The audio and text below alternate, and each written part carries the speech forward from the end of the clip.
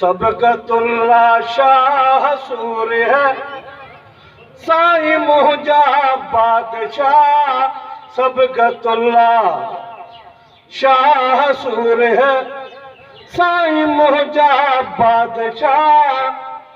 हथ हथ बजा थो ॿधी अर्ज़ मां हिकिड़ो कयां। ओ हथ हथ बजा मां ॿधी अर्ज़ थो हिकिड़ो कयां।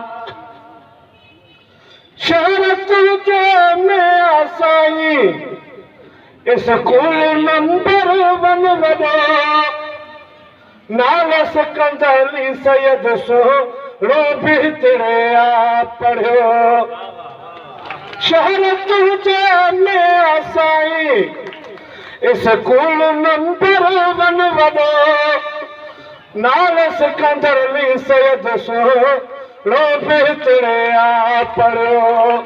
तुंहिंजो अॼु बि जियार में साईं आहे पाक इस्मो अञा। तुंहिंजो अॼु बि जियार में साईं आहे पाक इस्मो अञा। हथ हथ बजा मां ॿधी अर्ज़ थो तोखे कयां। ओ हथ हथ बजा मां ॿधी अर्ज़ थो हिकिड़ो कयां। सबकतुल्ला शाह सूर है साईं मुंहिंजा बादशाह। हथ हथ बजा मां ॿधी अर्ज़ थो हिकिड़ो कयां।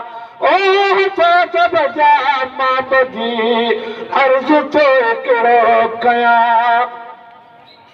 बरताना जे तौर खाई इल्मी इदारो वार है किन भागनि जे करे नाहे ठही मिठड़ा सघियो। बरताना जे तौर खां इल्मी इदारो वार है किन भागनि जे करे नाहे ठही मिठड़ा सघियो।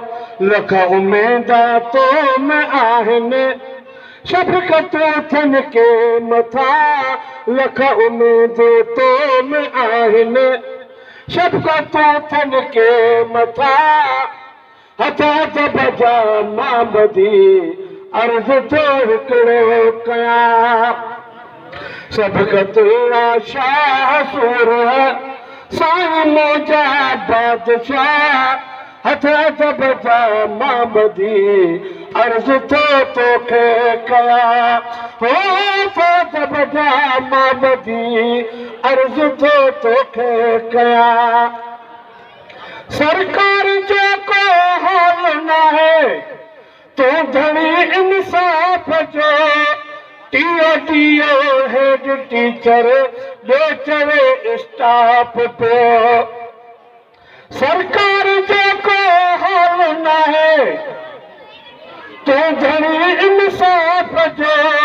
टीओ टीओ हेड टीचर ॿियो चवे स्टाफ तो। नाहे वेंदो सवाली मुज़फ़र अपना खाली तो वटां। नाहे साली खाली वेंदो मुज़फ़र अपना खाली तो वटां। हथ हथ बजा मां ॿधी अर्ज़ थो हिकिड़ो कयां। ओ हथ हथ बजा मां ॿधी अर्ज़ थो हिकिड़ो कयां।